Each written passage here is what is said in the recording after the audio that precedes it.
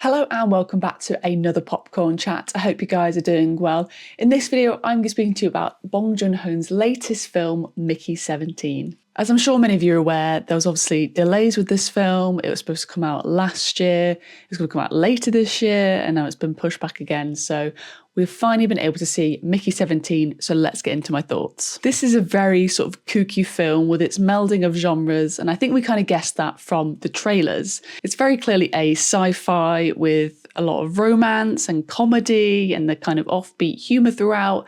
So yeah, it's this real kind of mix, which Bong Joon Ho has done before, and I think is either going to work for audiences or not. There are some great performances in this film with a star-studded cast, including the likes of Robert Pattinson, Naomi Ackie, Toni Collette, Mark Ruffalo, Stephen Yeun. There's some really, really great actors in this film, and I think everyone played their part really, really well. This is no spoiler, but Robert Pattinson plays two versions of his character in this film, and allows him to just have freedom and play. And you can totally tell that with his performance on screen. He's just sort of saying, what are the two extremes of this person, and just having fun with it, and I really enjoyed that. Mark Ruffalo is playing the antagonist in this film. He is the dictator that's sort of sending this sort of colony off into space. He's trying to be a kind of Trump character with that teeth and tan, and his kind of mission and some of his sort of pursuits and beliefs in what the kind of future race and generation should look like. So yeah, it's very, very close to home, I feel. I really liked the cinematography of this. It kind of has that classic sci-fi look to it.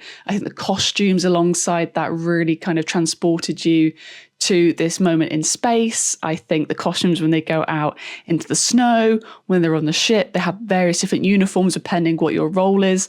And that's really obvious through the design, the direction and art department. It all kind of works together to kind of say, hey, this is a sci-fi, and you totally believe it. So we have to talk about Robert Pattinson's accent. Now, he's become a little bit infamous with doing something a little bit offbeat, and we've seen that in the likes of Devil All the Time, where he's playing a pastor in kind of southern USA. He played a French king alongside Timothée Chalamet, and then last year he was a Heron in The Boy and the Heron, which I actually really loved. But the other two were very questionable, and I think this is alongside the first two films. I think it's a strong choice that the voice he's doing in this, and to be honest, because it's very much a narrative-driven film, you're hearing Robert Pattinson's voice over the top of different scenes as well as during the scenes. So it's a little bit, all consuming. And I think for me, because he's so clearly putting on this, obscure voice, it really pulls me out of the films. But I think if you just kept to a British accent, there's clearly British actors in this film. And Naomi Ackie, for example, is keeping her accent. There's other British actors in this, but they've gone for American accent, but it just is a bit more neutral.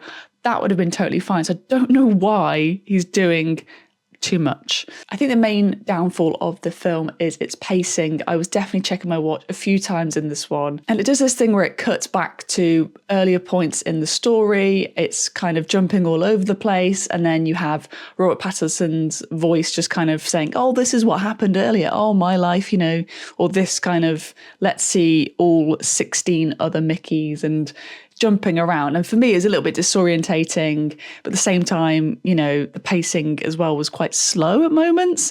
And I thought, okay, we're going to do this action bit, we're going to go here, we're going to do that.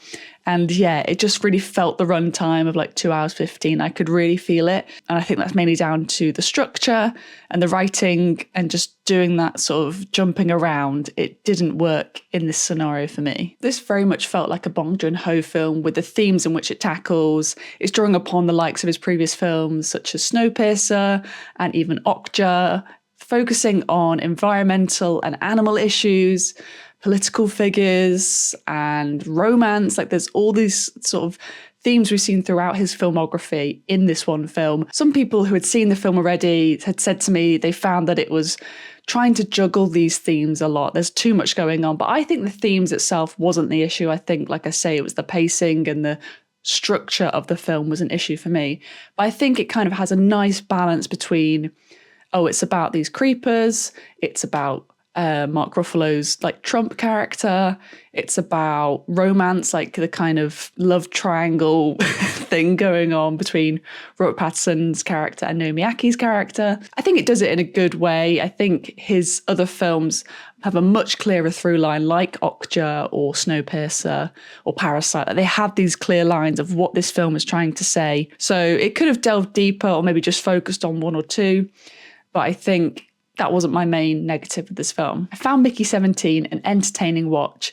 It's by no means the best of his filmography. I think there's much better titles I would jump to kind of recommend. But Mickey 17 was enjoyable. It was great to see it in the cinema. But it's not something I'm sort of dying to rewatch, which is a shame because this is one of my most anticipated films of the year, especially coming off his Oscar win with Parasite a few years ago. I was excited to see what he was going to do next. And I think there's a clear kind of interference with studios, pushbacks. And I think obviously it's based on a book as well. So there's various things going on in this sort of film. And I think there's maybe too many cooks, if I'm honest. So yeah, it's a shame, but it was still enjoyable for me. Thank you so much for watching this review of Mickey 17. If you've seen the film, let me know your thoughts down below in the comments. And I'd love to check those out. And I'll see you guys very soon for another popcorn chat.